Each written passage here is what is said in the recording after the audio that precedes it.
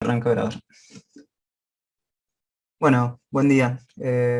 Nada, ya Hernán les contó la idea es que la clase de hoy lo voy a dar yo. Mi intención es ver el tema que ya vieron la clase pasada en la teórica de anulador, ¿sí? Y un poco hacer un poco de repaso de lo de espacio dual y ver una interpretación de qué es lo que estamos haciendo cuando calculamos el anulador geométricamente, ¿sí? Se ve, ¿no? La hoja, si escribo todo, creo que sí. Entonces, Sí, sí, se ve. dale.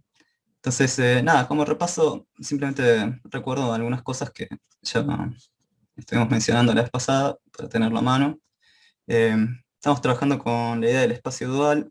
El espacio dual lo definimos como el conjunto de transformaciones lineales que va de mi espacio D al cuerpo K.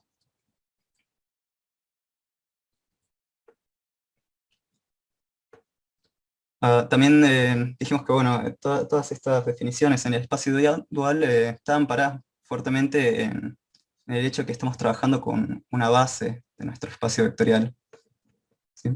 Habíamos definido, bueno, nuestra base de B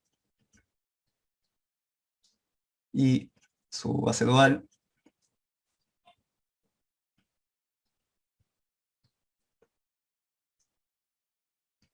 Y vimos que, bueno, en principio había una definición de los elementos de la base dual, que lo habíamos llamado phi sub i, que cumplía, bueno, que si estas funciones de la base dual las aplicaba sobre los elementos de mi base del espacio vectorial inicial,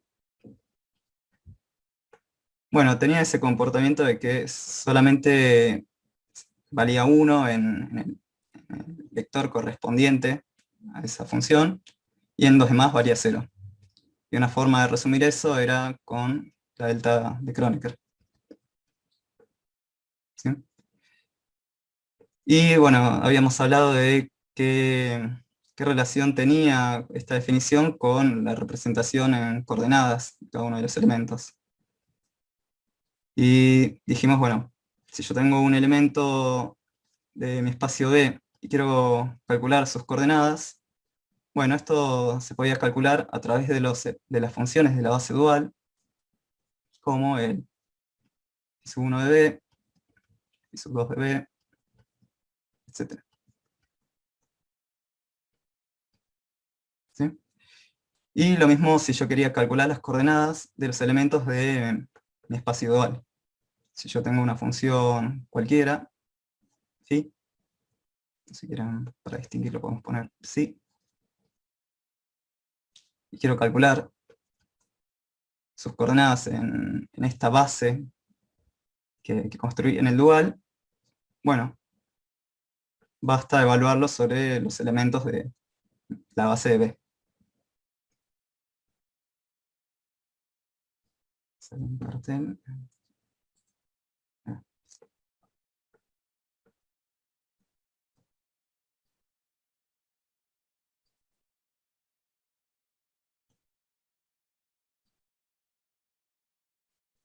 ¿Sí?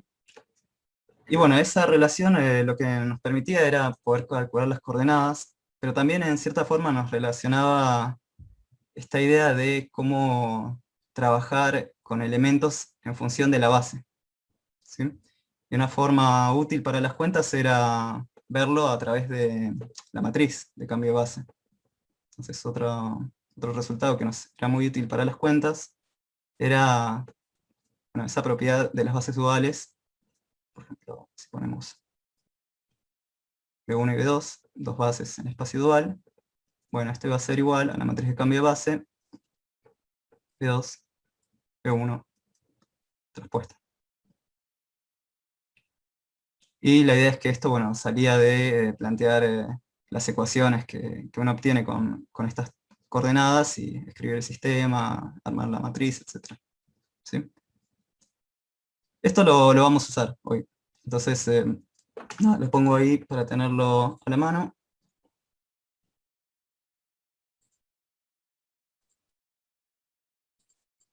Entonces, lo que nos va a interesar ahora es trabajar con lo que era el espacio anulador. Fíjense que hasta ahora en la definición de nuestro espacio dual solamente estamos hablando, o mejor dicho, estamos concentrándonos en todo el espacio vectorial, ¿sí? No hablamos tanto de subespacios, ¿sí? Entonces, lo que viene a ser el anulador es una forma de ver, bueno, qué pasa si yo empiezo a trabajar con subespacios de mi espacio original y quiero ver qué es lo que sucede en el dual, ¿sí? Entonces, para el anulador,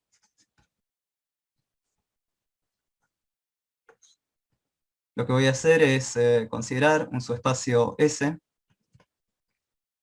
incluido en mi espacio original, y bueno, voy a definir este conjunto que le llamamos S0 como el conjunto de F perteneciente en el dual, tal que F en S me da 0. Si quieren, esto estrictamente sería, podemos poner F chiquita para todo S perteneciente a S. ¿Sí? Esto, bueno, si bien es la definición estricta, uno lo puede empezar a trabajar con la noción de transformaciones lineales. Recuerden que el espacio dual era el espacio de las transformaciones lineales que salían de B. Entonces, cuando estoy planteando esta ecuación, bueno, estoy diciendo que mi transformación lineal se anula sobre todos los elementos de S. Bueno, estoy describiendo un poco acerca del núcleo de esa transformación lineal, ¿sí? Esta condición que tengo acá, lo que me está diciendo es que el subespacio S está incluido en el núcleo de esas Fs. ¿Sí? Entonces, básicamente el anulador son todas las funciones que van a incluir a S dentro de su núcleo. Que no necesariamente tengan que ser iguales, ¿no? O sea, puedo tomar transformaciones lineales que tengan un núcleo mayor a S. Pero bueno, en principio es una forma de relacionar estos elementos de S con funciones en su dual. ¿Sí? Algunas observaciones que probaron en la teórica, bueno, esto así como lo definimos, en principio es solamente un conjunto, pero uno puede probar que el anulador es un subespacio.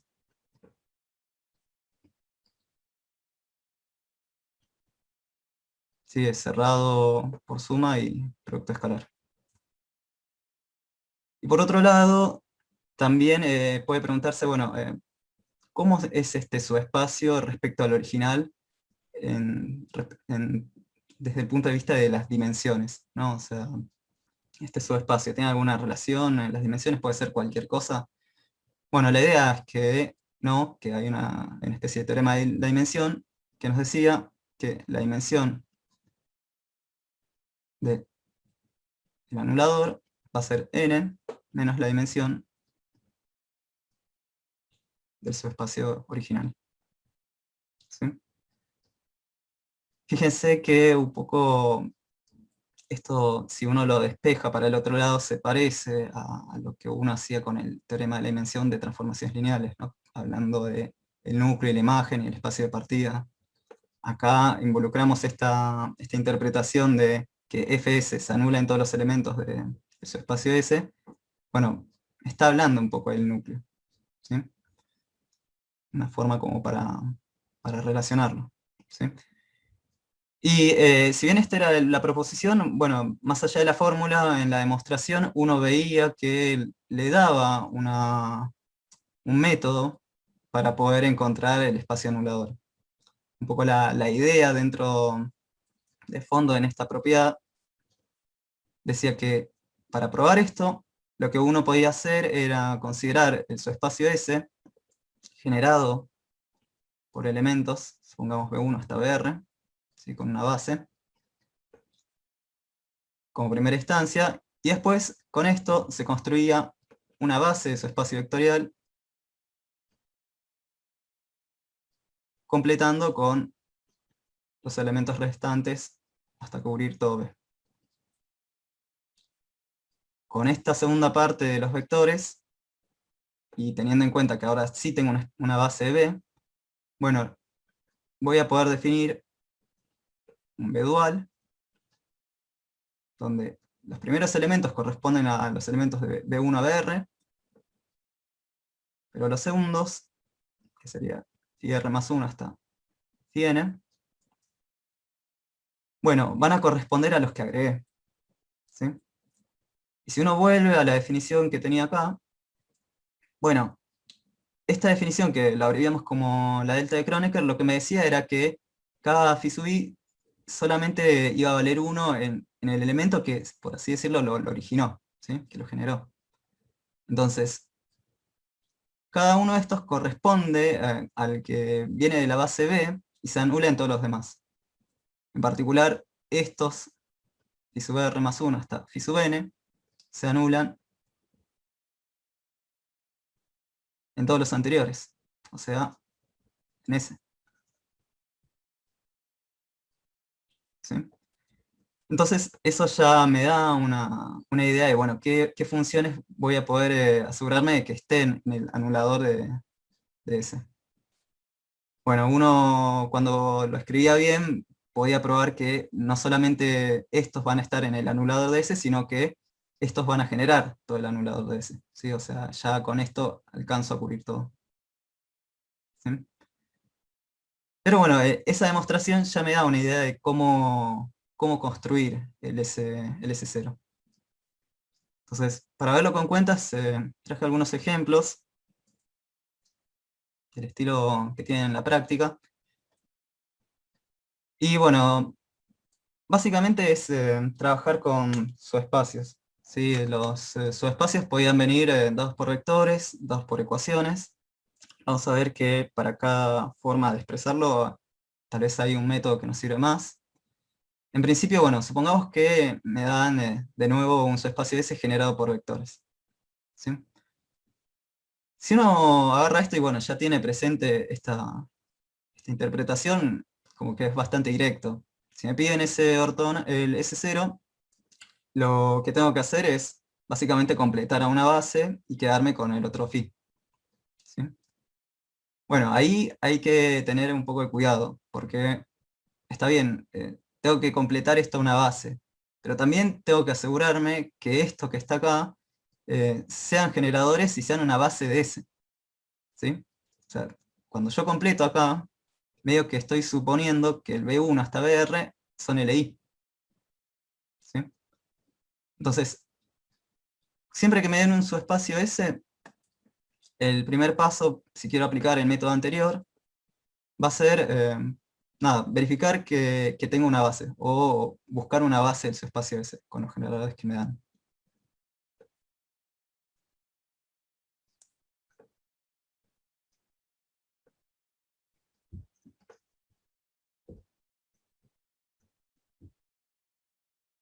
¿Sí? Y nada, el camino más corto, tal vez para ver que sean LI, era esa representación matricial de poner los vectores como filas y fijarse si alguna de las filas se va. Sería 1, 0, 1, 1, 2, 1, 0, menos 1, 3, 2, 1, menos 3. ¿Sí? Bueno, hacemos las cuentitas rápido. La idea es nada, operar entre filas. Hago esta, la segunda fila, menos 2 veces la primera. Esto me quedaría 2. Quedaría menos 1, menos 2 veces 1, o sea, menos 3. Esto menos 3 veces esto. Sería 2, 1, menos 3 veces esto, o sea, más 3, 4, menos 3 veces esto, o sea, menos 6. ¿Sí? Claro, ahí decían en el chat. A veces uno se puede engañar porque lo ve y como que no aparece en combinación lineal, pero siempre hay que corroborarlo. ¿Sí? Acá, bueno, nada, ya en este paso medio que nos sugiere que la última fila es la que se va a ir. Entonces, efectivamente, los tres no eran LI, sino que los que generan, los que va a formar la base, van a ser solamente los primeros dos. Entonces, nada, el 1, 0, menos 1, 1, 2, 1, 0, menos 1, es base de ese. ¿Sí? Entonces, bueno, ese sería como nuestro punto de partida para empezar a trabajar, porque nosotros vamos a intentar siempre trabajar con el mínimo de información necesaria para no, para asegurarnos, bueno, que después las cuentas no tengan alguna inconsistencia de dependencia lineal y demás. ¿Sí? Sí, es medio de tramposo, pero puede pasar. Para que no se confíen. Sí, siempre hay que verificar eso. Entonces, nada, arranquemos con lo que dijimos. Podemos llamarlo como idea uno, hacer explícitamente lo que dijimos acá. ¿Sí? ¿Qué sería hacer eso? Bueno, completar a una base.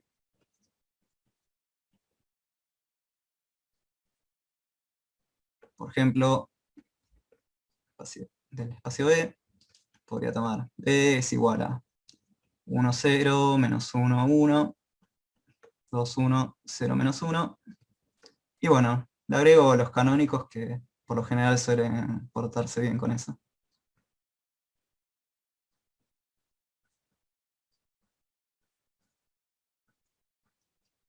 En este paso, de nuevo, hay que verificar que esto sea efectivamente una base que al agregar los canónicos no estropee la dependencia lineal. Entonces, simplemente lo vamos a poner acá como una matriz para poder observarlo mejor. Si lo pongo así,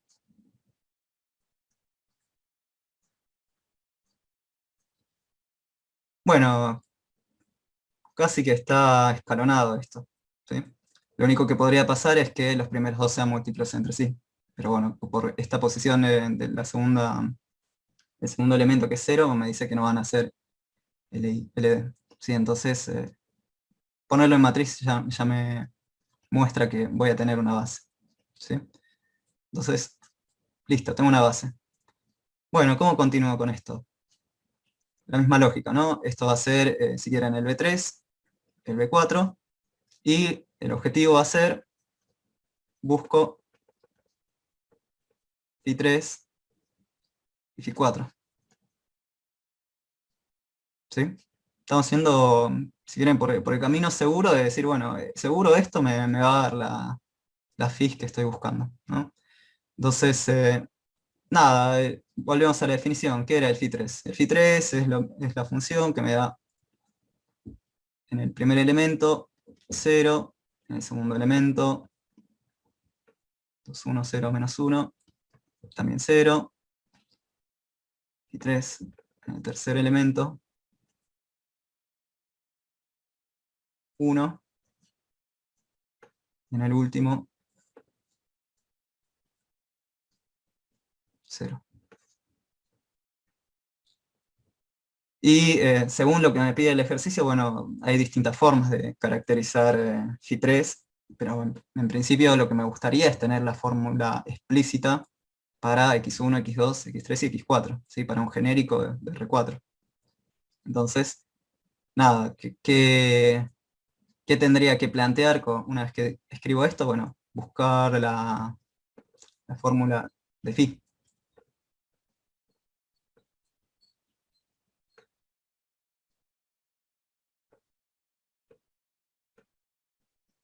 ¿Cómo buscaba? Vamos de repasar. ¿Cómo buscábamos la fórmula de Phi3 si yo tenía esa expresión?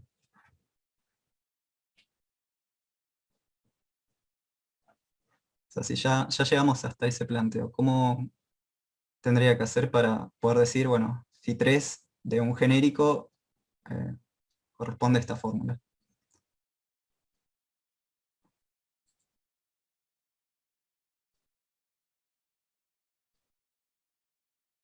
Bien, sí, sí. Entonces, bien, es eso, ¿no? O sea, en cierta forma lo que uno decía es, bueno, si yo ya sé que esto es una base, cualquier elemento del predual va a poder escribirse como combinación lineal de estos cuatro.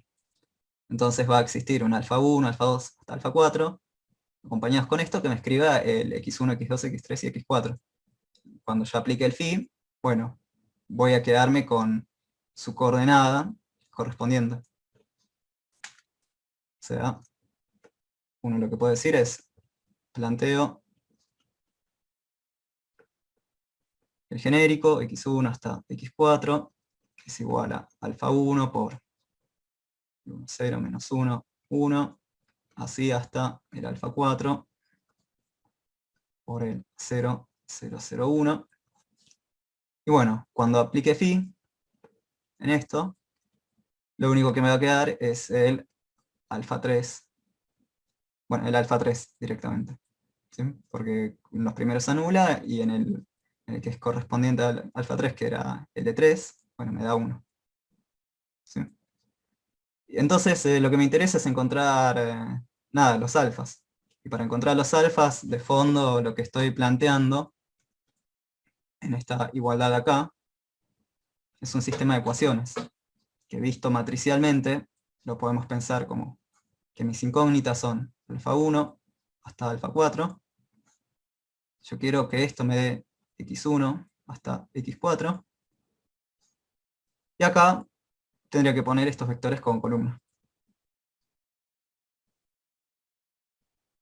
Sería 2, 1, 0, menos 1, 0, 0, 1, 0, 0, 0, 1. ¿Sí? Entonces nada, este último paso es invertir esta matriz, pasarla al otro lado y fijarse quién es alfa. Con eso obtengo el phi 3. ¿Está bien? Sería la parte de las cuentas, pero bueno, ya quedaría resuelto prácticamente el ejercicio, porque lo mismo sería con phi 4. ¿Sí? Si uno se fija esto, bueno, está bien, es válido, es correcto dentro de las definiciones, pero uno se podía preguntar, bueno, ¿es el único camino para hacer esto? Siempre voy a tener que plantear esto, porque de hecho, fíjense que para phi 4 voy a tener que escribir lo mismo y volver a la misma matriz. ¿Sí?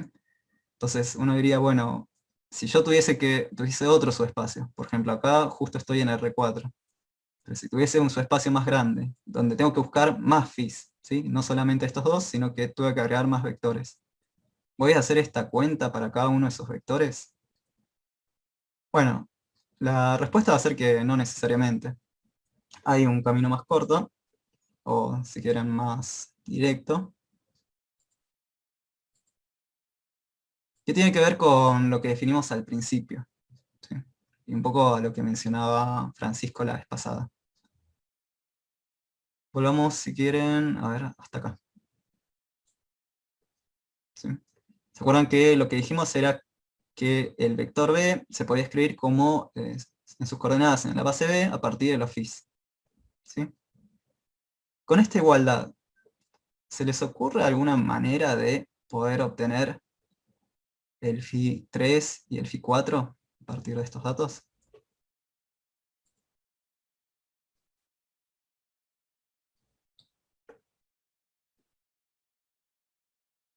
¿Sí? Si quieren, a ver, vuelvo a la de acá arriba. ¿Cómo puedo utilizar esta igualdad para obtener phi 1, phi 2 hasta phi n? Suponiendo que conozco la base b, ¿no?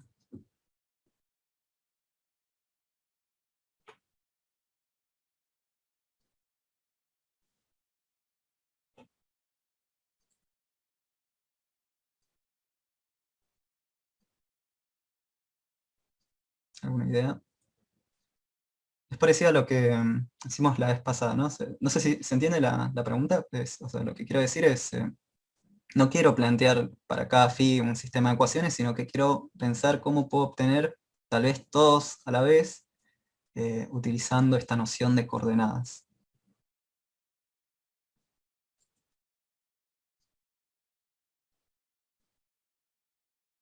¿Sí?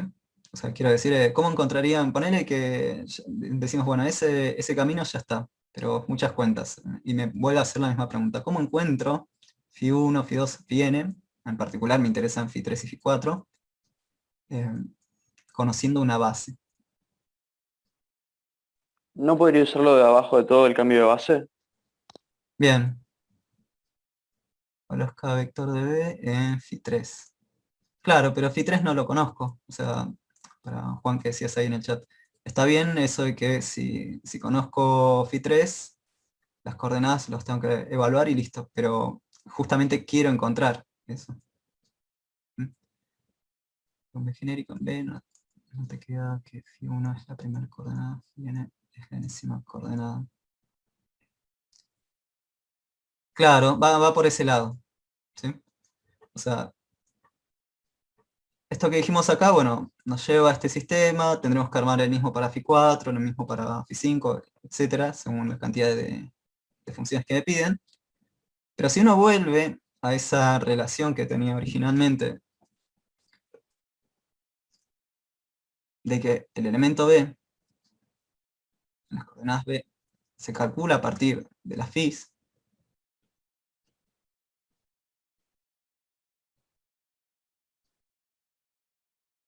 ¿sí? Lo que puedo hacer es interpretar un poco de nuevo qué significaba tomar coordenadas de un vector. ¿Sí? Tomar coordenadas, bueno, en la parte de las cuentas era plantear el sistema y encontrar los alfa, ¿no? Que sería prácticamente lo mismo que estamos haciendo arriba. Pero de una manera matricial, tomar coordenadas era agarrar el vector y multiplicarlo por la matriz de cambio de base. ¿Sí? O sea, si yo tengo un vector cualquiera en entrada canónica y lo multiplico por la matriz de entrada canónica y salida B, bueno, esto era justamente las coordenadas de B en B. ¿Sí? Era la definición de la matriz de cambio de base aplicada a un vector. Entonces, esta forma de verlo tiene la ventaja de que, bueno, acá el B ya lo puedo pensar como un genérico. ¿Sí? Recuerden que tomar un B en el canónico es lo mismo que tomar el B en sus coordenadas originales. ¿Sí?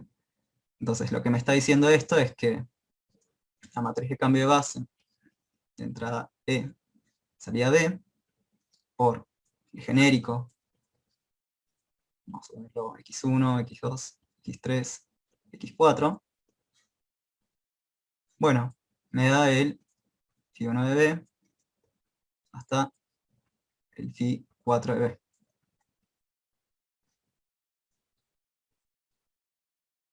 ¿Sí? O sea, simplemente reescribí tomar coordenadas de manera matricial y bueno, planteo el otro vector de manera vertical para que lo pueda escribir como una ecuación matrices. Y esta forma de verlo tiene la ventaja de que si lo miramos con conocer esta matriz de cambio de base, automáticamente voy a conocer todas las Phis. ¿Sí? Como que toda la información la voy a obtener conociendo esta matriz que multiplica de este lado. En particular, si yo quisiese concentrarme en uno solo, bueno, tendría que multiplicar por algo de manera que tome esa fila. Por ejemplo, si yo quisiera, vamos a poner, para concentrarme o para quedarme,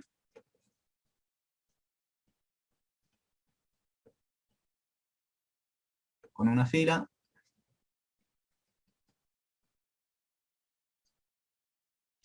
cada phi va a estar en coordenadas de la base canónica del dual. Sí, o sea, va a estar en función de x1 hasta x4, que es la canónica del predual. Sería, ¿no?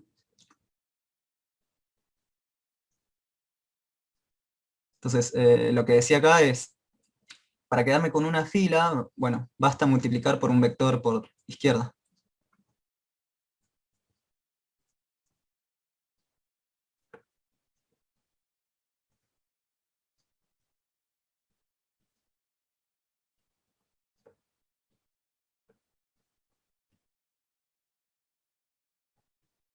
¿Sí? Recuerden, lo que estoy diciendo con esto es que si yo tengo una matriz, llamémoslo fila 1 hasta fila n, y yo multiplico por un canónico transpuesto, lo que hace esto es devolverme la fila y décima. ¿Sí? Entonces, nada, justamente es eso. Si yo consigo esto, voy a poder obtener todo. Si, para concentrarme en uno en particular, listo, me fijo en esa fila y obtengo el fin. Y ahí es, bueno, lo que decían, ya hablando ahora de matrices de cambio de base, es un terreno que conocemos porque tenemos propiedades al respecto. Tenemos la propiedad que mencionamos acá arriba. ¿Sí? Esto lo que me permite es hablar de las bases en el dual a través de las bases de B, bueno, involucrando a lo sumo una traspuesta según el caso, tal vez con la necesidad de invertir algo, pero me lleva el problema de B dual a B. ¿Sí? Entonces,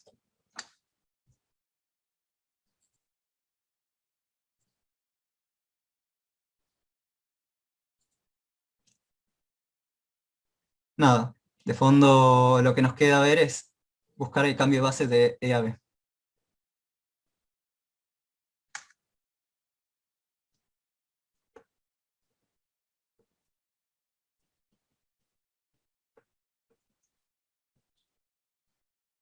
Entonces, ¿qué es lo que puedo decir un poco con que ya mencionamos de la formulita anterior? ¿Cómo puedo calcular esa matriz?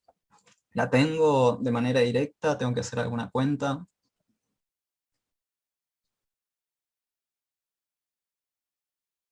Tengo que invertirla porque esa es la difícil, entre comillas. Claro, y O sí. sea, preferiría tener de B a E y la invierto y tengo la misma.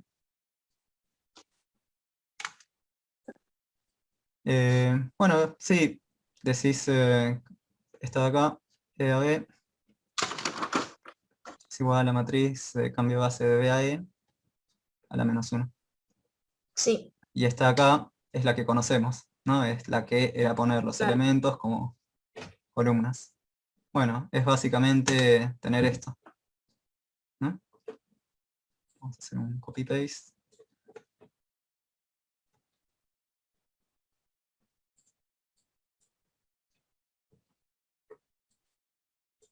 Sería esto.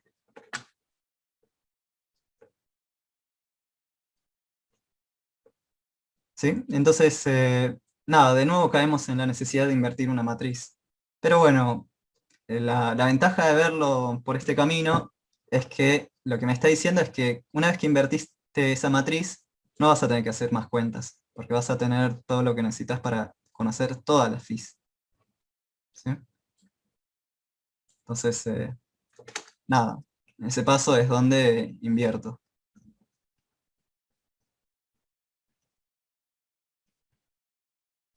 Calculo la inversa. No voy a hacer toda la cuenta de calcular la inversa. Si quieren después lo pueden practicar el paso a paso. Simplemente voy a decir que si calculo la inversa, la matriz CB e a la menos 1 va a ser, acá tengo las cuentas,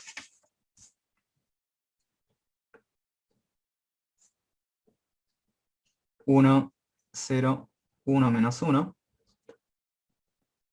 menos 2, 1 menos 2, 3, 0, 0, 1 y 0, 0, 1. ¿Está bien? Se puede corroborar haciendo el producto y fijándonos que da la identidad. Es, nada, es la parte de las cuentas de cada ejercicio. ¿Sí? Entonces, ¿esto qué es lo que me dice? Bueno, ya me da todo lo que necesito, porque con esto, listo. Vamos a copiarlo.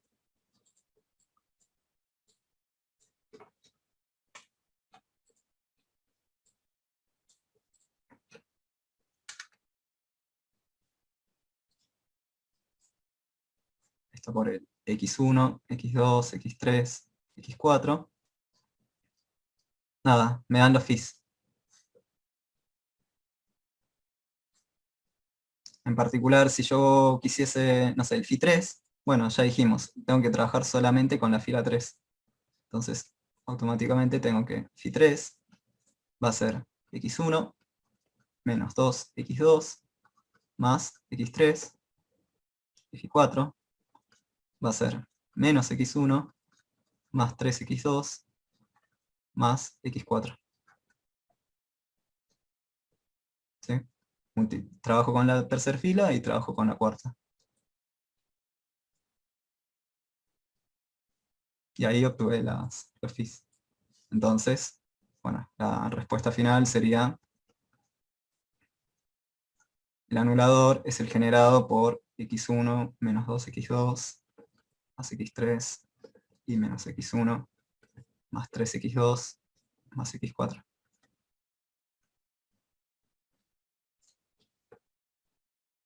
¿Sí? ¿Se entendió este paso de cómo construimos el Phi3 y Phi4?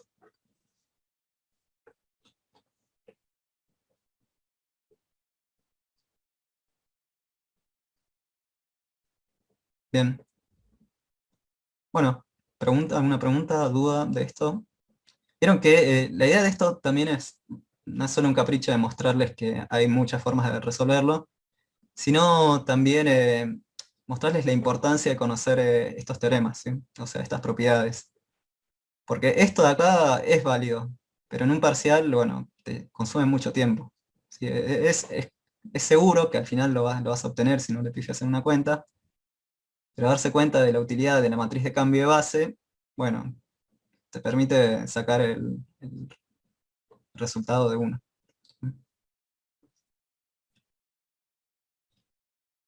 ¿Está bien? Entonces, nada, era un ejemplito para ver cómo se calcula el S0 cuando me dan los generadores. ¿Sí? Entonces, otro ejercicio que sería similar a ese, pero ahora tomando otra forma de representación del subespacio, es tomar el S dado por ecuaciones. ¿Sí? Entonces, supongamos que ahora yo tengo este subespacio. Otra vez estoy en R3, bueno, antes estaba en R4, ahora en R3, y me están diciendo que son las soluciones de este sistema homogéneo. ¿Sí? ¿Qué podría hacer para encontrar el anulador?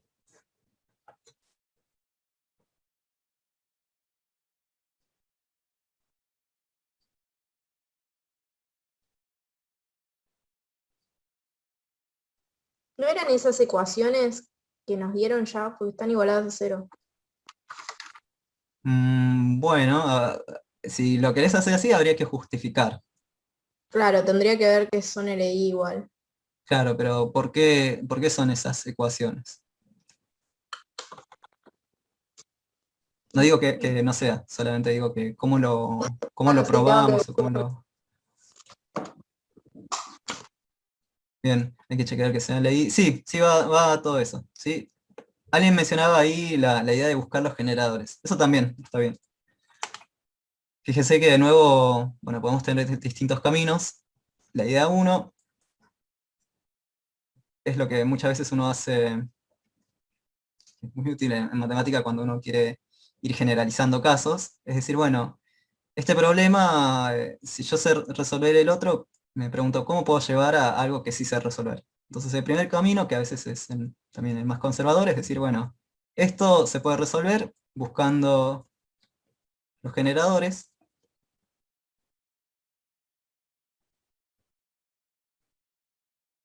y resuelvo como antes.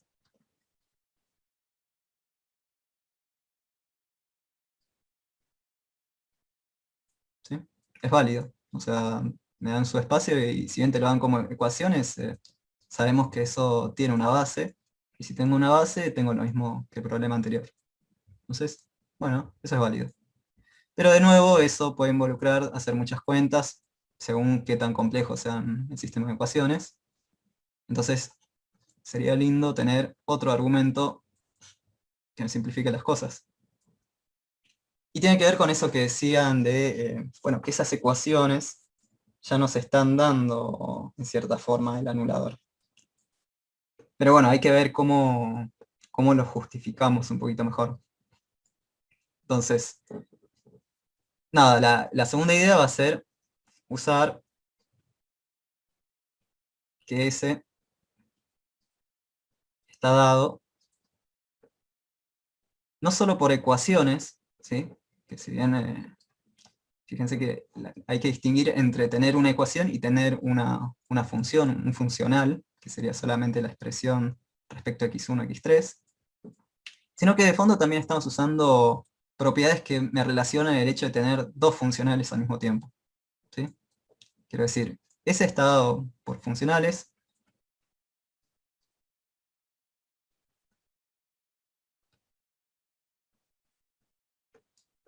Cuando me refiero a funcionales, me refiero a la expresión φ1 y φ2, ¿sí? Y por otro lado, el hecho de que estoy trabajando con que quiero ambas condiciones al mismo tiempo. Entonces, de fondo estoy trabajando con una intersección, ¿sí? Los generadores, mirad la dimensión y si están las pueden coger situaciones como base del anulador. A ver, ¿a qué te referías, Tomer?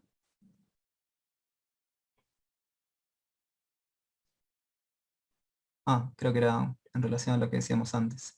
Eh, sí, sí, sí. Sí, o sea, de fondo la respuesta corta es que sí, este va a ser el Fi1 y el Fi2 que me generan el anulador de ese. Lo que quiero es, bueno, buscar un argumento que me sostenga eso, ¿sí? Ya sabemos, ya tenemos la intuición de qué es lo que pasa, tenemos que probarlo, ¿sí? Entonces, uno es en tener en cuenta que estamos trabajando con esos funcionales, y la segunda es entender que cuando estoy pidiendo que se cumplan dos cosas, estoy trabajando con una intersección, ¿sí? Entonces estoy intersecando dos subespacios de fondo, ¿sí?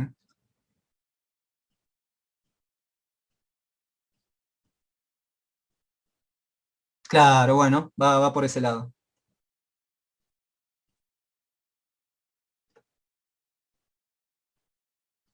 Podríamos probar la otra inclusión, o qué genera.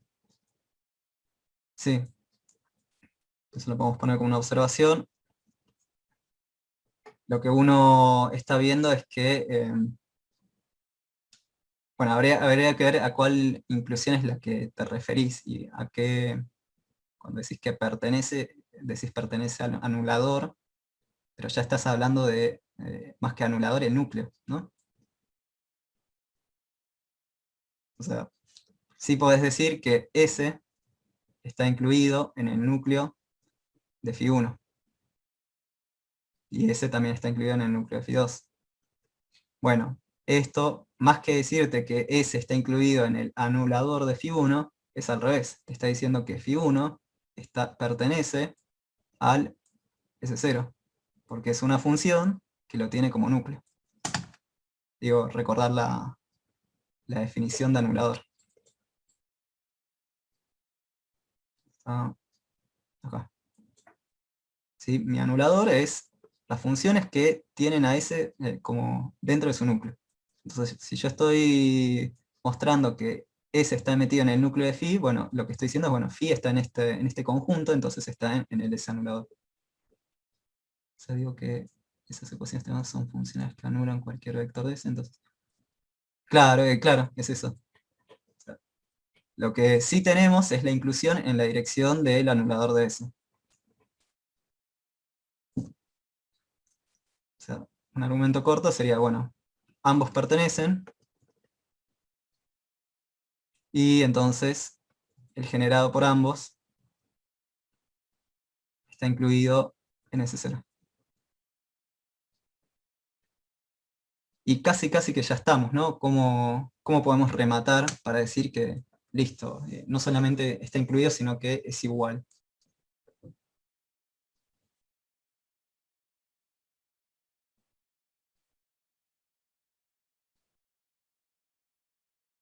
Por iterar la dimensión, sí. Sí, o sea, está bien la idea de tal vez usar lo de las inclusiones y decir, bueno, pruebo la otra inclusión y tengo el igual, pero acá tenemos algo que lo remata, que es esta relación de las dimensiones de los subespacios. Está acá, ¿sí? Y es verdad, en cierta forma no sabemos la dimensión de S, pero si miramos su espacio,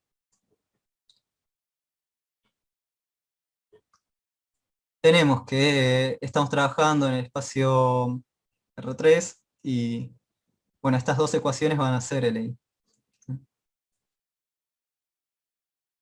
Entonces, nada, ¿cuál es la dimensión de ese anulador? O sea, la otra observación sería, tenemos eso, quiero probar la otra inclusión, observo que la dimensión de S es igual a 1, porque las dos ecuaciones son LI. En este caso, siquiera lo podemos ver a ojo como que no son múltiplos entre sí. Entonces, tengo dos ecuaciones en R3, tengo un subespacio que va a ser básicamente una recta, entonces tengo dimensión 1, entonces eso me dice que la dimensión del anulador es 2. Entonces listo, estos dos argumentos me cierran, me dicen que φ1, φ2 va a ser S0. ¿Sí? Pero de nuevo, hay que hacer esa justificación, no es simplemente decir, bueno, esas son esas dos funciones. ¿Sí?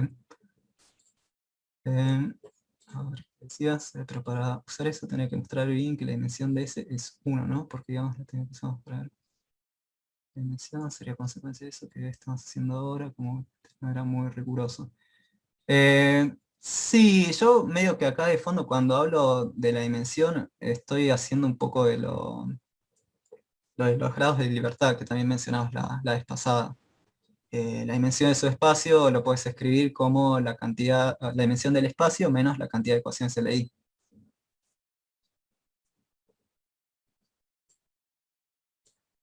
¿Sí? Todo puede depender de X1.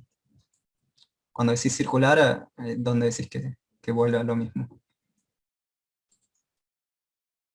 No, como que lo que digo es, yo pienso que lo de grados de libertad, como que lo justificás bien de manera rigurosa utilizando esta noción de la dualidad y etcétera. Entonces, como que usar para probar esto de dualidad, o este caso particular, usarlo de grado de libertad, siento que es como circular en ese sentido, como que yo pruebo circular mediante, yo pruebo lo de la libertad con las ecuaciones mediante esto, digamos, como que lo pruebo de manera rigurosa con esto.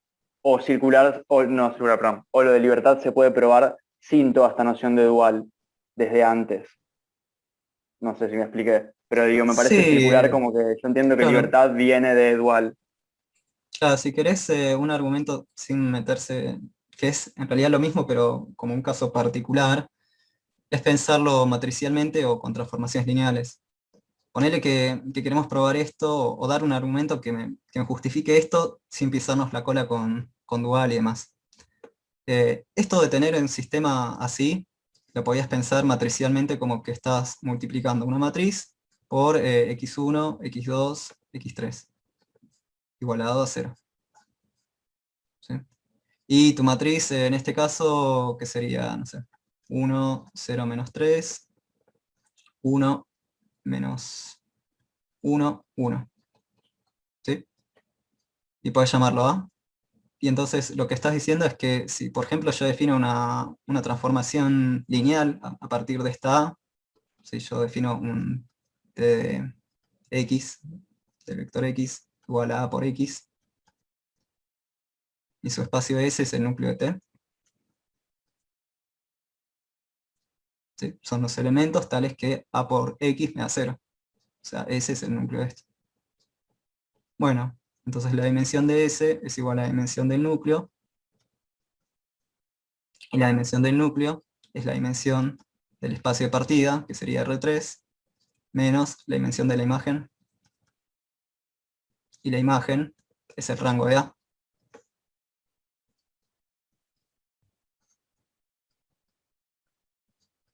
Si querés el rango columna. Bueno, pero el rango columna es 2, por cómo es la matriz, o rango fila.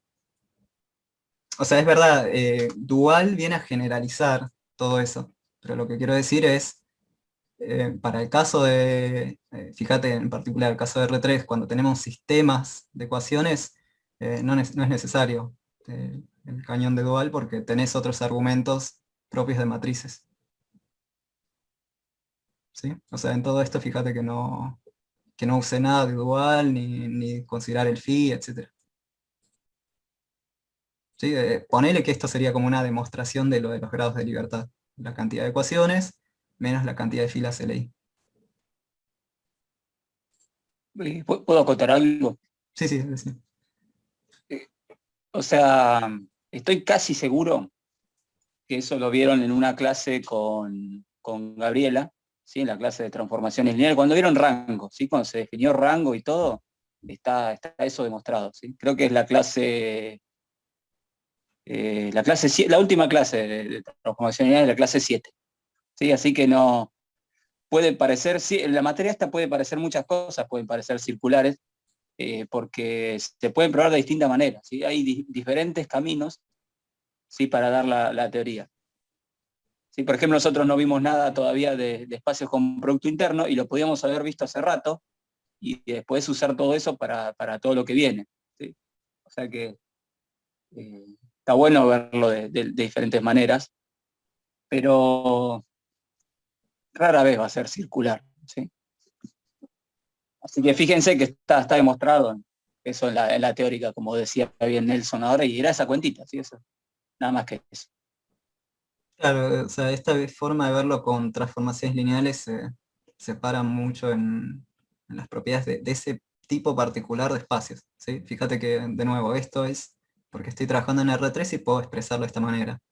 Si yo ahora quisiera cambiar el espacio vectorial, por ejemplo, por polinomios o algo más genérico, bueno, ahí sí, como que tal vez hablar de grados de libertad es como más turbio, si querés, ¿sí? Pero vale en general, o sea, esa forma de verlo como grados de libertad lo que te está diciendo es que si yo tengo un espacio B y le pongo restricciones, no sé, restricción 1 hasta la restricción R, bueno, la dimensión de B va a ser igual, o mejor dicho, tengo su espacio B y esto me define un subespacio S, entonces la dimensión de S va a ser la dimensión de B menos las R restricciones. Eso sería el genérico de hablar de grados de libertad, que vos tenés cualquier espacio y le estás bajando la dimensión por cada una de las restricciones. Y eso vale en general, incluso si no fuese lineal, como que si vos tenés un espacio, no sé, pensá por ejemplo en la circunferencia, ¿sí? Ahí medio que me voy de tema, pero poner que estás en R2. Yo te planteo una ecuación, x cuadrado más y cuadrado igual a 1. ¿Sí? Esto no es una ecuación lineal, pero estoy poniendo una restricción. ¿Sí? Y entonces, en vez de trabajar con todo el espacio, ahora estoy trabajando con una curva. Entonces, esta restricción, si bien esta curva sigue estando en R2, es una curva, si querés, con dimensión 1, porque lo puedes parametrizar, lo puedes representar respecto a una sola variable. Entonces, tener una restricción me baja la dimensión del espacio donde estoy trabajando, sea lineal o no. Eso vendría a ser esa idea de los grados de libertad. Pero esta formalización, para casos no lineales y demás, bueno, ahí sí trabajas con otras condiciones, si querés con el dual y demás. Para el caso particular, donde es R3 y son ecuaciones lineales, listo, tenés este argumento más corto. ¿Sí? O sea, no uso un cañonazo de dual, pero me sirve para probar este caso particular de espacios vectoriales y transformaciones lineales. ¿Sí? Sí, preguntaba de, no sé quién estaba, Mateo. Sí, Tampoco, también me pasa que cuando se expresa así el subespacio ese, no entiendo por qué hace falta en el fondo justificar tanto, como que yo lo miro y digo, me estás diciendo que ese es un subespacio que son todos los vectores que van al cero cuando los meto en esta phi1 y en esta phi2. Entonces es como que sin mucha justificación me está diciendo literalmente, son todos los vectores que se anulan en phi1 y phi2. Y eso como que no es por definición decirme es el subespacio que es anulado por phi1 y phi2, como que directamente no me estás diciendo voy a definir a ese como el subespacio que tiene como anulador a phi1 y a phi2, sin más justificación, como que no me lo estás dando así, definiéndolo mediante el anulador. Sí, y de hecho vale, pero para poder probar eso, como que nos tenemos que meter con lo que mencionaba un poquito la vez pasada Francisco, de la noción de que estás anulando algo en B dual, ¿no? Quiero decir, vos tenés S, definís el anulador. Esto está incluido en B. Esto te genera una base phi1 hasta phi n, ponele.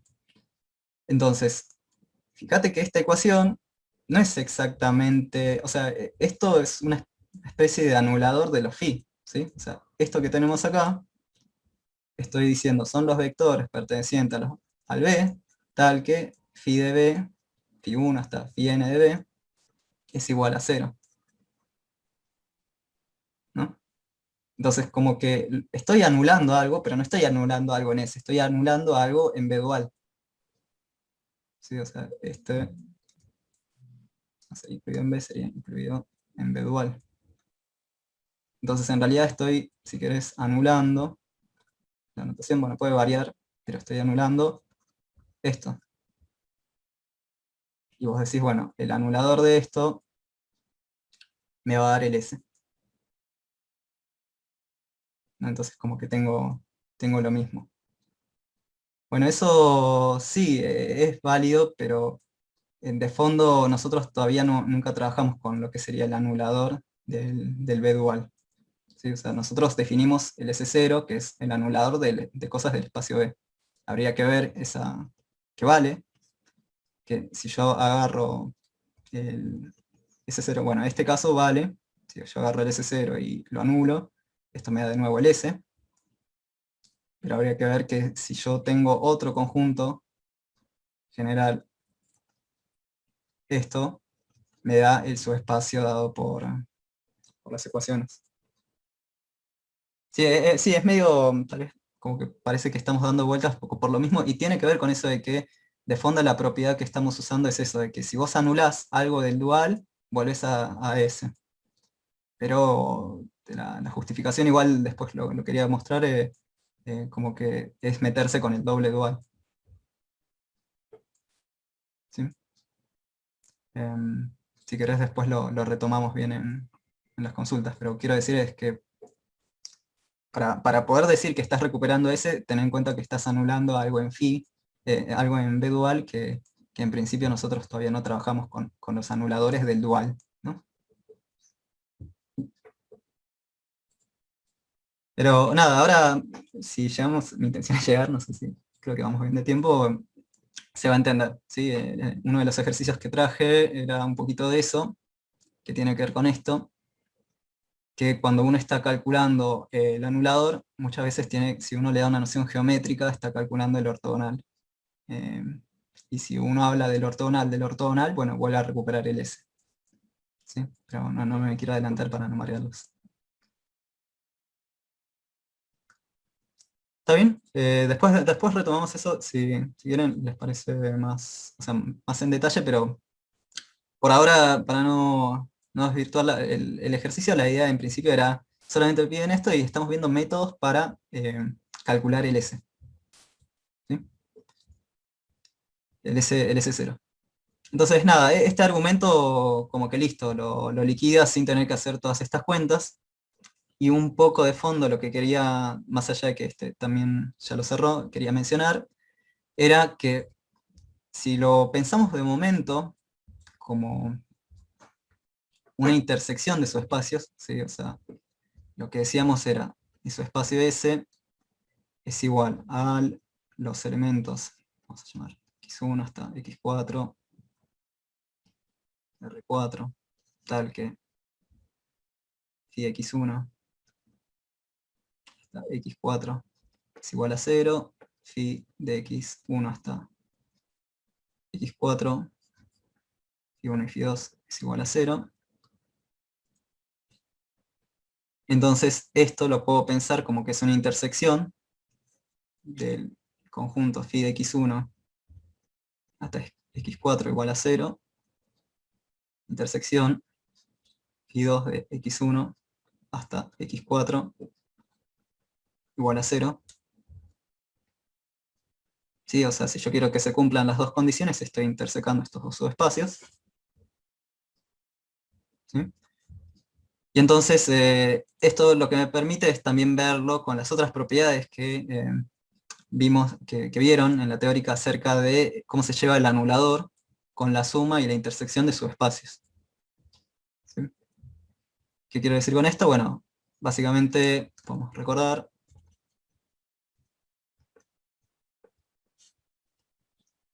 había dos propiedades que decían, bueno, si yo tengo una suma de subespacios, calculo el anulador, esto era lo mismo que calcular el anulador de cada uno y intersecarlos. Si yo tengo la intersección,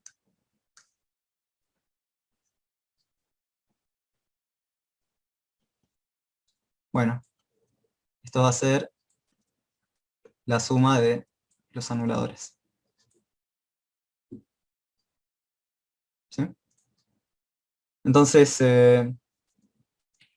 nada, esta forma de verlo lo que me permite es descomponer este problema del subespacio en cada una de sus ecuaciones. ¿Sí? Entonces, visto de esta manera, el anulador de S va a ser el anulador de este espacio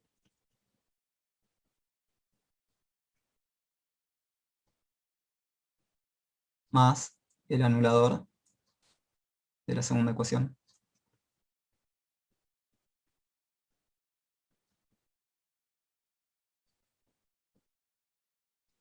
¿Sí? Y ahí, bueno, sí nos podemos parar en el resultado que vieron en la teórica, que listo, en esta forma de expresarlo, ahora sí, esto era el generado por Φ1, y esto era el generado por Φ2.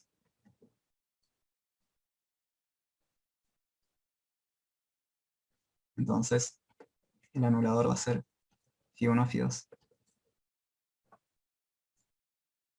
Sí, esto un poco con la excusa del ejercicio anterior, si bien ya lo teníamos acá, es mostrarles que en algunos ejercicios sirve esa forma de descomponerlo, ¿sí? Descomponer las restricciones, las condiciones, como una intersección para poder concentrarnos en los anuladores de cada una de las partes, ¿sí? Porque es más fácil de trabajarlo.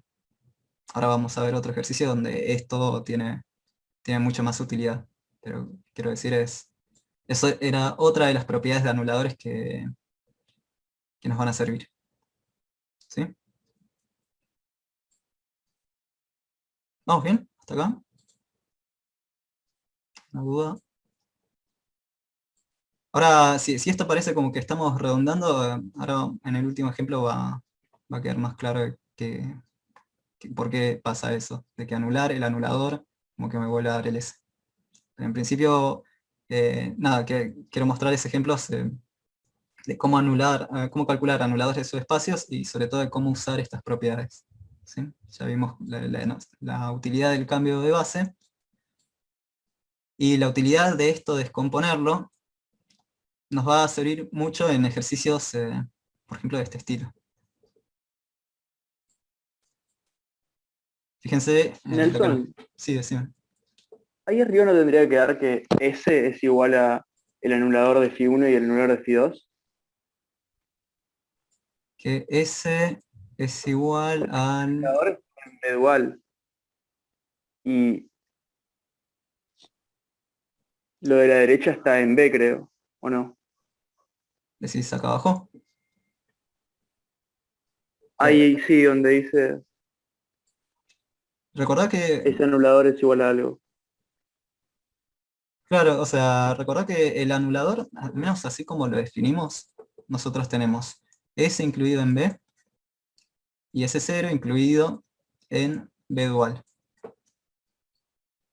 Si yo hablo de, por ejemplo, funciones Φ1 hasta Φn, está bien la idea de decir, bueno, me defino un conjunto de los B pertenecientes a B, tal que Φ1 de B es igual a 0, etc. ¿no?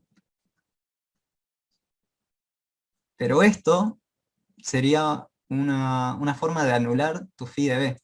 ¿Sí? Entonces ahora lo que estarías en cierta forma haciendo es anular algo en el subespacio B dual. Si querés un T metido en el B dual. Y esto sí está metido en B. Claro, y por eso mismo lo que está a la derecha ahí del igual no estaría en B. No, porque no es que estás anulando phi, estás anulando el subespacio generado por phi igual a 0. Si querés, no estoy anulando phi, no estoy haciendo esto. Estoy haciendo el subespacio phi igual a 0, que esto está incluido en B, y estoy calculando el anulador.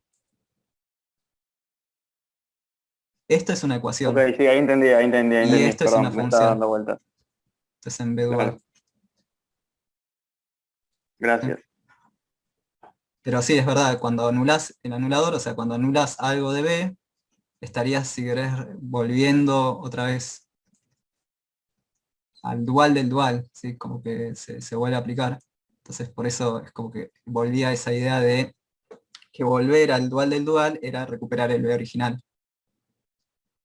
Por eso vuelvo a caer en el B.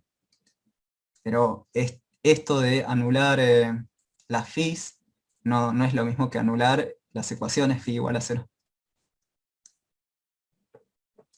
¿Sí? Gracias, genial. Bien. Bien, entonces, nada, tenemos esto. Esto creo que lo podemos dejar. Y quería ver este ejemplo, ¿sí? Nada, intentemos pensarlo juntos. Lo que nos dice es, tenemos una base de R4, tenemos su base dual, tenemos 4 vectores en R4, nos dan condiciones acerca de sus coordenadas, nos dicen que las coordenadas en B1 es ese vector, las coordenadas en B2 es ese segundo vector. Observen que esos dos vectores son LI entre sí. Y por segunda parte nos dicen, bueno, si vos considerás los dos últimos, su anulador es el generado por esas dos funciones. Esas dos funciones se escriben como combinación lineal de los elementos de la base dual. ¿Está bien? Lo que me pide es calcular la dimensión de B1 hasta B4.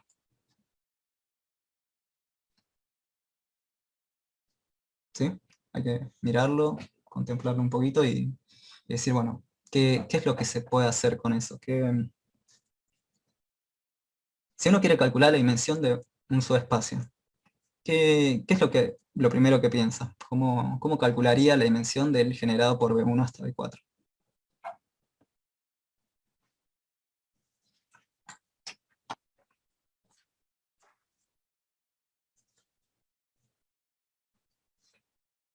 ¿Sí? Digo como para arrancar por algún lugar, porque uno lo ve así como está y como que no hay muchas condiciones, como que no sabe dónde meter los datos. Pero, claro, queremos ver. Podría tratar de ver cómo es B3 y B4 en base B. Total, tomar Perfecto, coordenadas en isomorfismo. perfecto, va por ahí, ¿sí? O sea, la idea es, si quiero ver que si son LI, bueno, me gustaría trabajar con su independencia lineal, ¿no? Decir, bueno, a ver si alguno se va, qué es lo que está pasando entre esos vectores. Y acá, cuando uno arranca, así como está, se choca con el problema de que no conoce los vectores, conoce sus coordenadas. Y uno diría, bueno, tengo las coordenadas, puedo recuperar los vectores. Pero inmediatamente después se da cuenta que no le están dando la base B. ¿Sí? Entonces, si yo no conozco la base B, va a ser muy difícil recuperar B1. ¿Sí? Bueno, pero lo que sí puedo usar es el hecho de que yo no conozco los vectores, pero conozco sus coordenadas. Y conocer sus coordenadas será llevar el problema a un espacio equivalente. O sea, había un isomorfismo entre los vectores y sus coordenadas. Entonces, si acá yo tengo un tipo de dependencia lineal o independencia, bueno, lo mismo iba a pasar con sus coordenadas en la base B. ¿Sí? Entonces, la idea va a ser básicamente eso. Como observación, lo que podemos decir es, en principio, no conozco B1 hasta B4,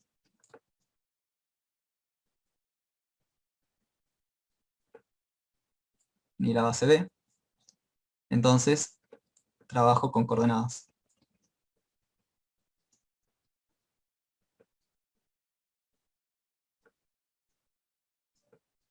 Y lo que estamos usando fuertemente es que la dimensión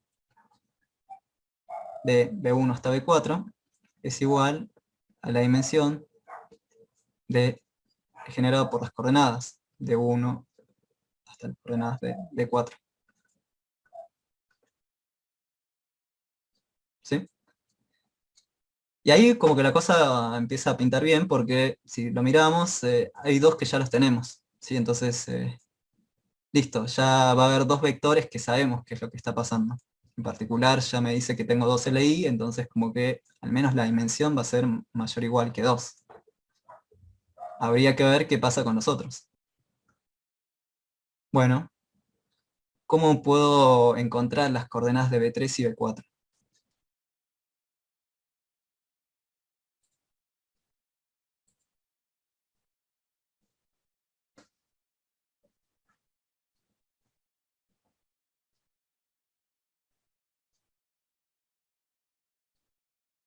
¿Sí?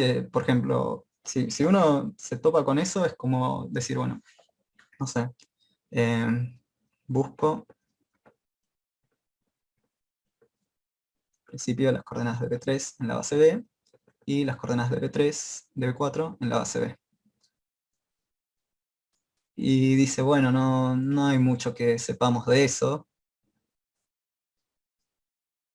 Recuerda tal vez las fórmulas que los relacionan y piensa, bueno, lo único que sé de esto, en los espacios duales, tal vez es que cada uno de estos lo podía escribir en función de su base dual.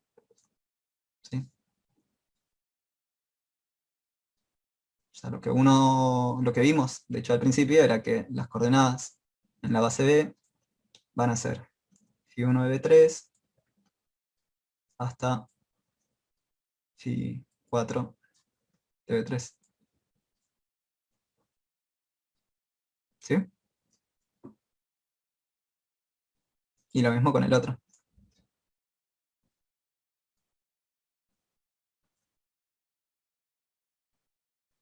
Entonces como que podríamos arrancar por ahí, pero de nuevo nos chocamos con un problema, que es que no conocemos quiénes son las phis, ¿sí? Ni tampoco sabemos quiénes son las B3 y B4. Pero sabés que phi1 más phi2 menos phi3 en, no sé, B3 tiene que ser 0. Perfecto. Y en B4 lo mismo. Entonces te Claro, queda el sistema. bien. Sí, o sea, ahí usamos la definición de anulador, ¿sí? Esta condición de que el anulador es el generado por esto, en particular, me dice que, usando el dato de que B3 y B4 anulador es igual a esas dos funciones, déjenme, para no escribir todo, escribir psi. Bueno, lo escribo todo porque lo vamos a volver a usar. Phi1 más Phi2 menos 3 Phi3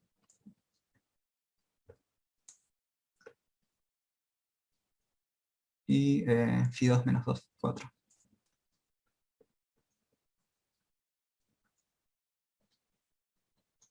Uso eso y bien, como decís, eso me está indicando que si yo agarro esta función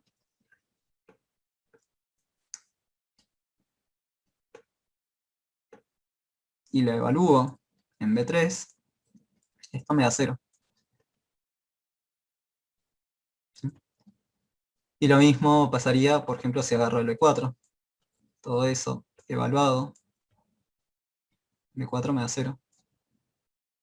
Bueno, por linealidad me está indicando que phi1 de B3 más phi2 de B3 menos 3 phi3 de B3 es igual a 0.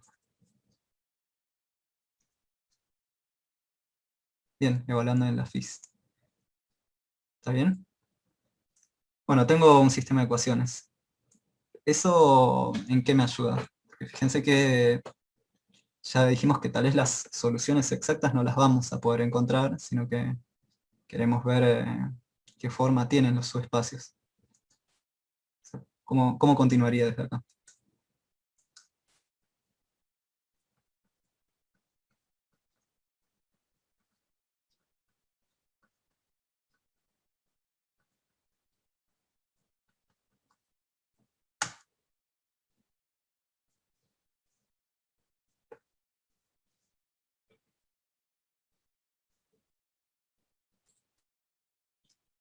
Valor phi en un vector da su i-décima coordenada en la base B.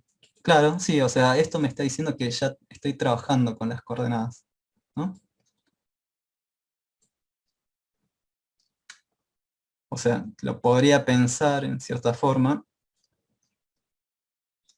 que plantear esta ecuación me está diciendo que las coordenadas phi1 de B3, phi2 de B3,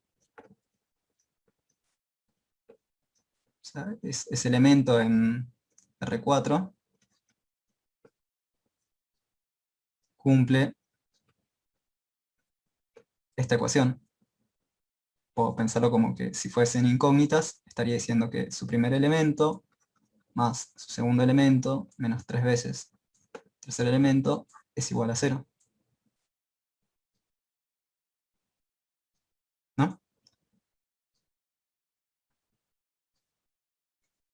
Que decían puede sacar un sistema de generadores para las coordenadas. Claro, bien, va por ese lado. Exactamente, o sea, si B3 nos queda exacto, ahí lo tenemos. Sacar un sistema de generadores, esta es una ecuación parte. Claro, bueno, ahora hay que usar la segunda, ¿no? Pero medio que la conclusión de esto, resumiendo, es que tanto B1 como B2, o sea, tanto B3 en las coordenadas en B, como B4 en las coordenadas B, pertenecen al espacio generado. Vamos a ponerlo así, en R4, tales que x1 más x2 menos 3x3 es igual a 0.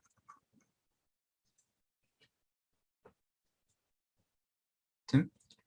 Y entonces, bueno, lo mismo si hiciese con el otro.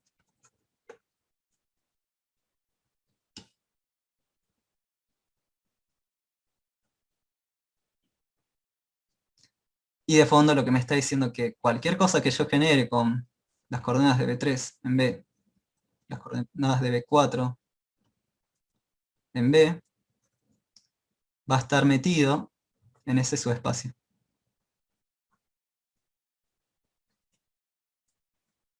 Dado por x1 más x2 más 3x3 igual a 0. Y el segundo que era, bueno, nos quedaría x2 menos 2x4.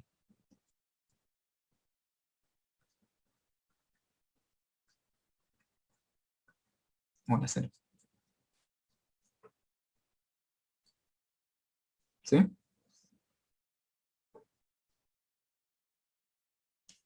Tal vez ahí ahora cabería la pregunta, bueno, eso está metido, pero ¿son iguales? ¿Qué puedo decir respecto? Porque con inclusión solo no nos va a alcanzar. No puedo usar lo que vimos al comienzo de la dimensión. Claro, bien. La dimensión del anulador, porque en el enunciado nos dice que es 2. Y la Perfecto. del espacio 4.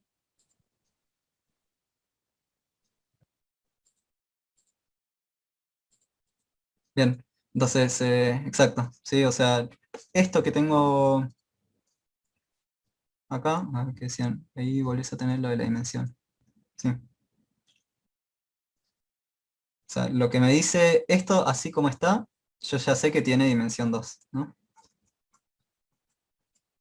Porque son dos ecuaciones LI, y lo puedo pensar de nuevo como con las herramientas de álgebra del CBC o de transformaciones lineales. ¿Sí?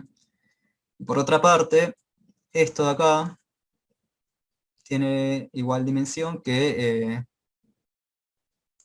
ahora creo que estoy yendo por otro lado, que, como decías de lo del anulador. ¿Dónde El usaste? anulador nos dice que tiene dimensión 2 por el Sí, enunciado. Y R4 tiene dimensión 4. claro. Esa es nuestra Entonces, claro, pero en algún momento estás usando la dimensión de B3 y B4, o cómo usas el teorema de la dimensión.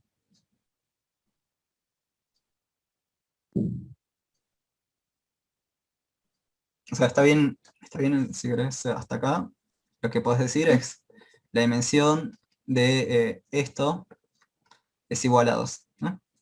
Sí, Bien, tenemos eso. Con eso, ¿cómo podemos decir algo de esto de acá? O sea, tenemos la dimensión de el generado por B1, por B3 y B4, anulador es igual a 2.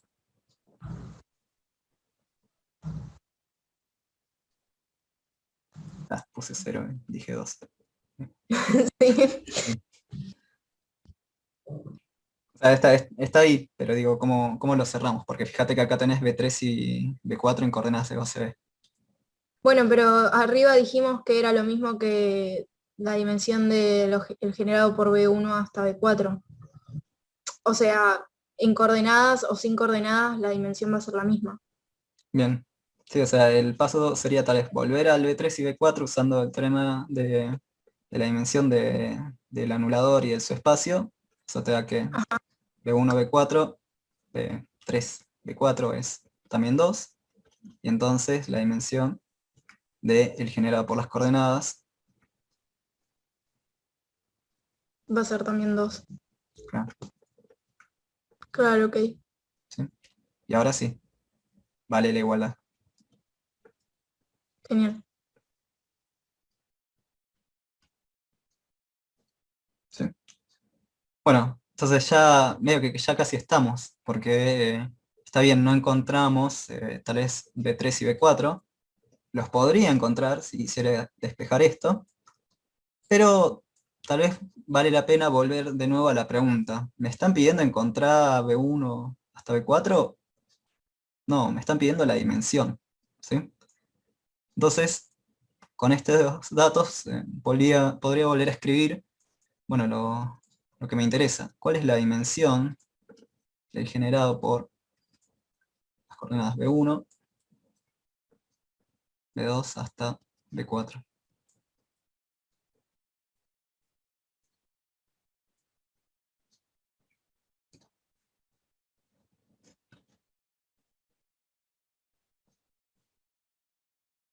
O sea, de nuevo, intentamos tal vez tener un argumento que nos simplifique las cuentas. Es verdad que B3 y B4 podemos hallarlo encontrando las soluciones. Pero ¿se les ocurre tal vez algún camino más corto, ahora que sabemos que estamos tratando con dimensiones, para encontrar la dimensión de este subespacio?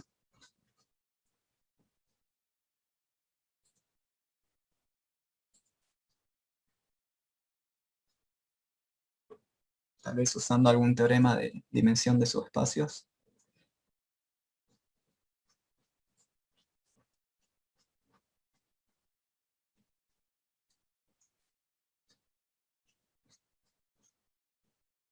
Bien, perfecto. Sí, o sea, lo que quiere decir es un poco usar el hecho de que estos me los dan con vectores. ¿Sí? Estos están dados por vectores. Y estos están dados por ecuaciones. Entonces, como que está bien, puedes llevar las ecuaciones a vectores y trabajar con todo eso, y todavía vas a tener que fijarte la independencia lineal de vectores.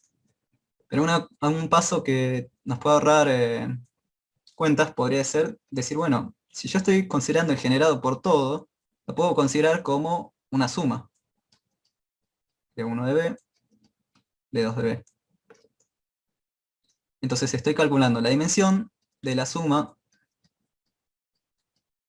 de estos dos espacios. ¿Sí? Descompuse el generado como una suma de dos partes donde cada una está dado de una manera distinta. ¿Sí? Y la dimensión de la suma es lo mismo que la dimensión de cada una de las partes menos la intersección. ¿Sí? Lo pueden pensar como un S y T. Entonces la dimensión de S más T es la dimensión de S más la dimensión de T menos la dimensión de S intersección T. ¿Por qué nos sirve verlo así? Bueno, porque de esta parte ya conocemos estos dos. Estos dos, porque son dos vectores LI, y estos dos, porque son estas dos ecuaciones. Entonces, lo único que me interesaría es ver qué dimensión tiene la intersección.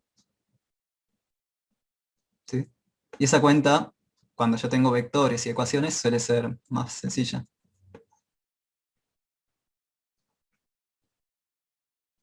¿Por qué? Bueno, porque solamente tengo que armar el genérico de los vectores que me daban. Voy a ver. Lo tengo que copiar. 1 menos 2 menos 3, 1.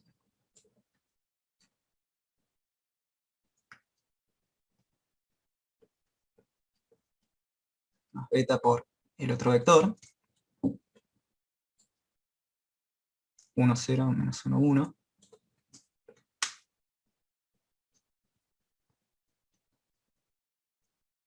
¿Sí?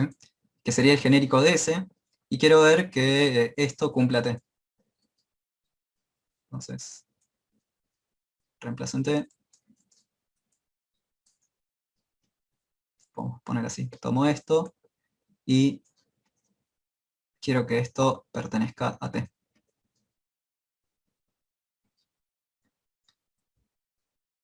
¿Sí? Bueno, eso es más sencillo, porque nada, las primeras coordenadas de cada uno lo puedo calcular y me va a quedar dos ecuaciones en función de alfa y beta. ¿Sí? Entonces, me va a quedar, tengo ahí las dos pantallas, me quedaría alfa, en la primera coordenada sería alfa más beta, ¿sí? Que sería el x1, más x2, que sería menos 2 alfa, más 0 beta, menos 3, ¿sí? Estoy reemplazando en esto y haciendo la distributiva y la suma. Menos 3 por x3, que sería menos 3 alfa, menos beta. Y esto igualado a 0.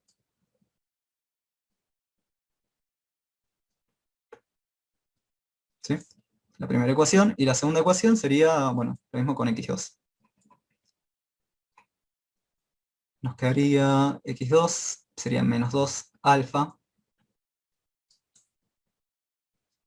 más 0 beta, menos 2 por x4, que sería alfa más beta. Igual a 0.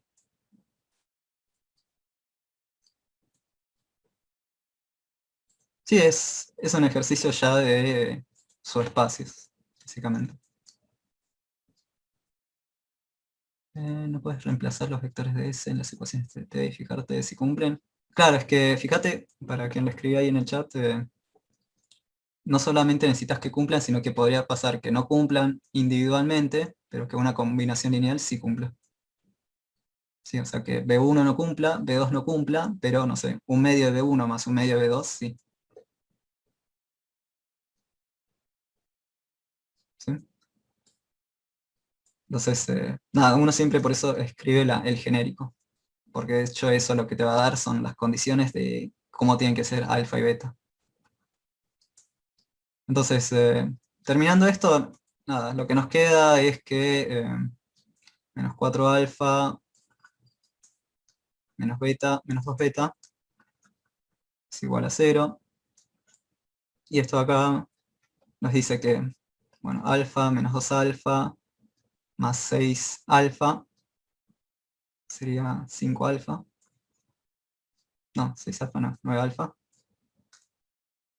9 alfa menos 2 alfa, 7 alfa, más alfa, 8 alfa. Y después los beta nos quedaría 3 beta más beta, 4 beta, sea igual a 0.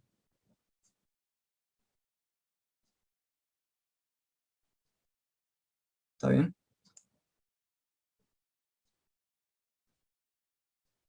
Y nada, esto ¿qué me dice? Bueno, que básicamente la segunda ecuación es combinación lineal de la primera. Entonces esta acá la voy a poder descartar. Y me está diciendo que la dimensión de esa intersección T es igual a 1. ¿Sí? Porque voy a poder despejar una en función de la otra y me va a quedar una recta. Entonces, esto acá tiene dimensión 1. Entonces todo tiene dimensión 3.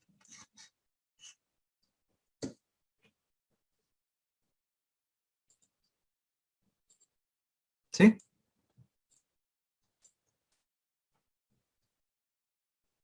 ¿Se entendió? ¿Preguntas? ¿Dudas?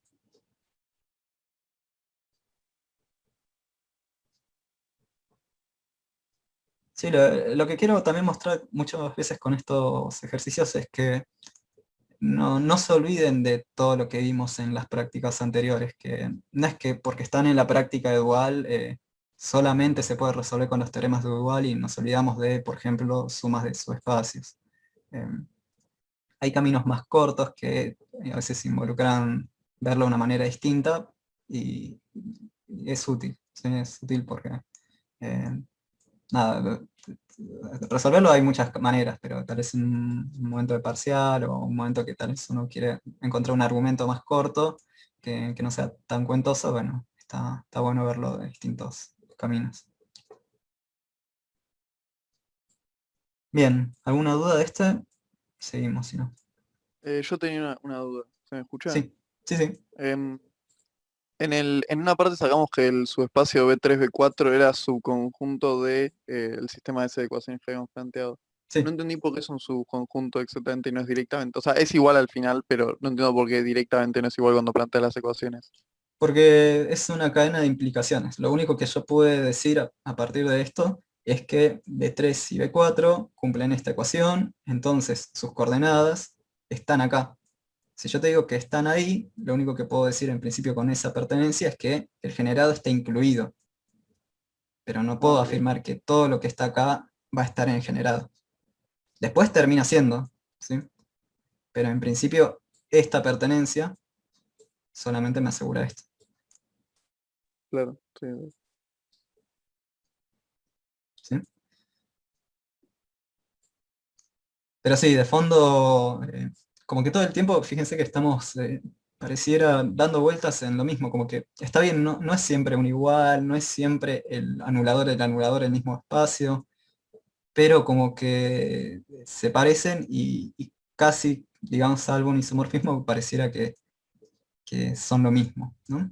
Entonces, mi idea era formalizar un poco de que no estamos tan equivocados en que todo el tiempo estamos trabajando con ese anulador y que el anulador del anulador nos va a dar de vuelta ese, porque si uno lo piensa geométricamente, bueno, tiene un argumento que le permite ver qué es lo que está pasando realmente cuando calcula el anulador. ¿Sí? Entonces, el último ejercicio va un poco por ese lado. ¿Sí? Es ver qué pasa si, por ejemplo, introduzco una noción geométrica dada por el producto escalar. Sí, la segunda parte de la materia vamos a ver producto interno y vamos a trabajar más en detalle. Pero en principio, nada, recordarán del CBC, incluso de análisis, que uno tenía en el espacio R3 lo que se llamaba el producto escalar, o el producto punto, y eso, bueno, nos permitía en un momento definir lo que era el coseno de un ángulo, y nos permitía hablar de ortogonalidad, nos permitía hablar muchas veces incluso de la norma, aunque no era necesario, o sea, un producto escalar me define una norma, pero puedo tener una norma que no esté dado por un producto escalar. Pero bueno, en principio como que introducir esto, cosa que no hicimos hasta ahora, cambia al espacio donde estoy trabajando y le da una noción geométrica. ¿Sí? Entonces, nada, lo que decimos es, Supongamos que estoy trabajando en un espacio conocido como R3, es un R espacio vectorial, le doy esta noción geométrica por el escalar, y defino un funcional. ¿Sí? Bueno, mejor dicho, defino una función que para cada elemento de B me devuelve un elemento en B dual. ¿Sí? Una forma de ver esto es pensarlo como que phi sale de B, llega a B dual, agarra un elemento B chiquita y le asigna un phi. Bueno, este phi lo escribimos como el phi de B. Y en particular, lo que me dice la definición es que va a ser el producto con B. Acá lo pongo con estas llaves, pero lo único que estoy haciendo es decir que voy a multiplicar B, producto escalar, con algo. ¿Sí? Ahora lo podemos poner así, hasta ahí. Y entonces, si esta función lo aplico sobre un elemento W, esto es hacer W contra B. ¿Sí? Esta parte es la función, y esta parte es donde estoy evaluando. ¿Está bien? Entonces, lo que me dice el ejercicio es, bueno, probá que esa función que definiste entre B y su dual es una transformación lineal, no solamente eso, sino que también es un isomorfismo. ¿Sí? Que definir cosas de este estilo, cosas que fijan un vector y hacen producto escalar contra ese vector, me cubre todo el dual y lo hace de manera lineal. Bueno, ahí es trabajar con las nociones del producto escalar. ¿Sí? Por ejemplo, para modo de recordar, cuando estamos haciendo un producto de B contra W, para usar la notación W contra B, así, esto es lo mismo que tal vez lo que trabajaron en el CBC de esta manera, que es lo mismo que la sumatoria de 2WI por los BI, desde I1 hasta N. ¿Sí? Y un poco de esta definición se desprendían dos propiedades, que eran que si yo fijaba uno, respecto al otro siempre iba a ser lineal. O sea, si yo hago A por W más B por U, y hago el producto contra B, bueno, esto se podía separar en dos.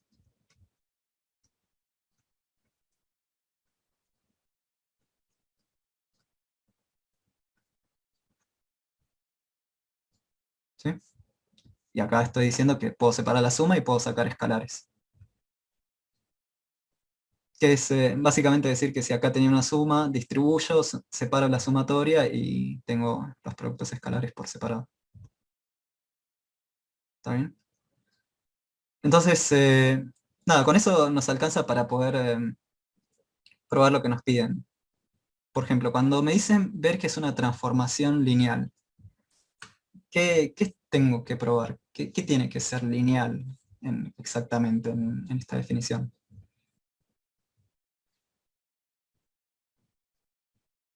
O sea, ¿qué función tendría que separar las sumas?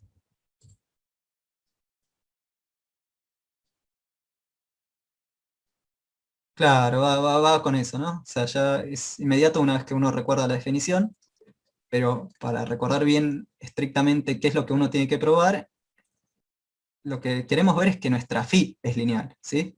O sea que si yo hago phi de B1 más B2, quiero ver si esto es igual a phi de B1 más phi de B2. ¿Sí? Porque si yo lo veo así, lo que estoy diciendo es que fijar B sobre esto es lineal.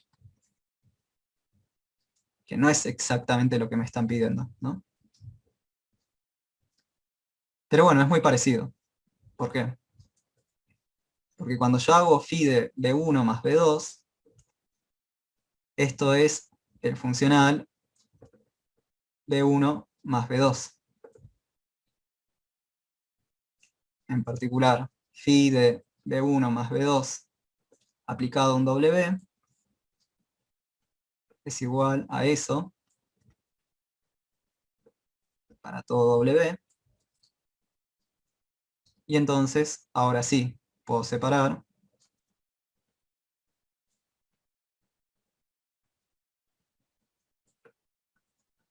para todo W. Y eso me está diciendo que es igual a phi de B1 en W más phi de B2 en W para todo W. Como vale para todo W, estoy diciendo que mi función de la suma es igual a la suma de esas dos funciones.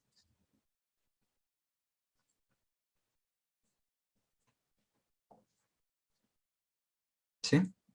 Lo que quiero decir es que acá probamos que es lineal respecto al elemento. Lo que queremos probar es que es lineal respecto a los b's que está tomando. ¿Sí? O sea, que separa, que la función, el funcional que me genera aplicarlo sobre una suma de vectores, me da la suma de los funcionales. ¿Sí? Quiero ver que estos dos son funciones, no son vectores como eran acá. ¿Sí? Pero para probarlo, bueno, armo el genérico de los vectores y veo que se respeta para todo elemento. ¿Sí? Entonces, cumple. Bueno, el segundo es similar. Y de lambda B1 aplicado a un W va a ser igual al W con lambda B1, que es igual a lambda por phi de B1, que es igual a lambda por phi de B1 en un W. Entonces, phi de hacer lambda en B1 es igual a lambda de phi de B1. ¿Sí? La distinción, de nuevo, es que acá esto es un elemento, es un vector. Bueno, ni siquiera es un vector, es un escalar, porque estoy haciendo el producto escalar acá. Esto pertenece a R. Y esto es un funcional.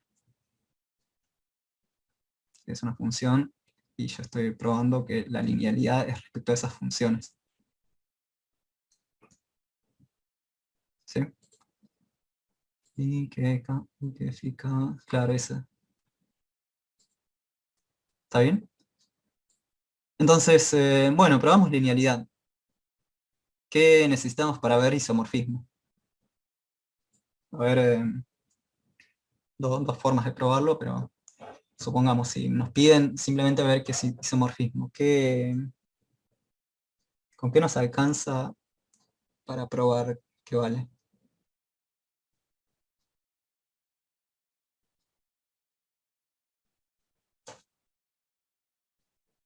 Vuelvo acá.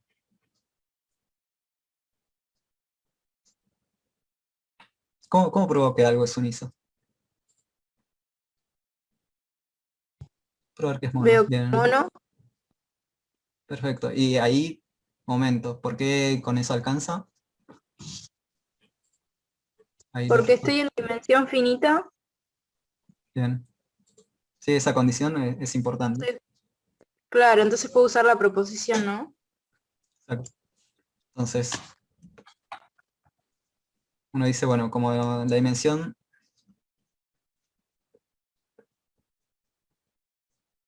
es finita, bueno, entonces basta ver que sea mono.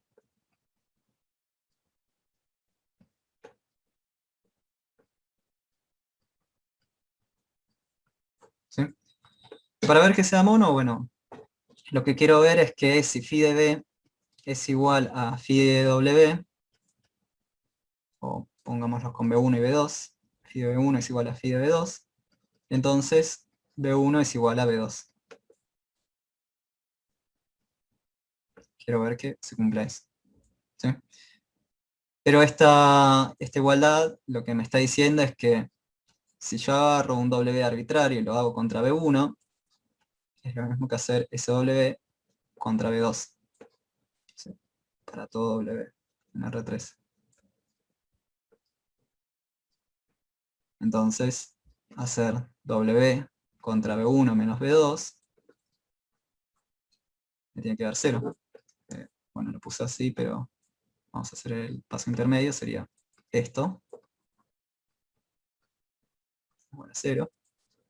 Y el siguiente paso sería, bueno, lo puedo juntar, me quedaría esto, igual a 0.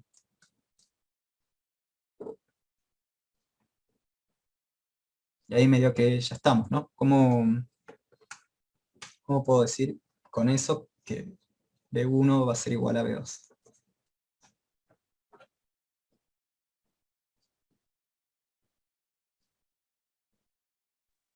Como vale para todo W, B1 menos B2 tiene que ser 0. Bien, claro, va a valer eso, pero digo, esa implicación, ¿cómo la probás o cómo la justificás?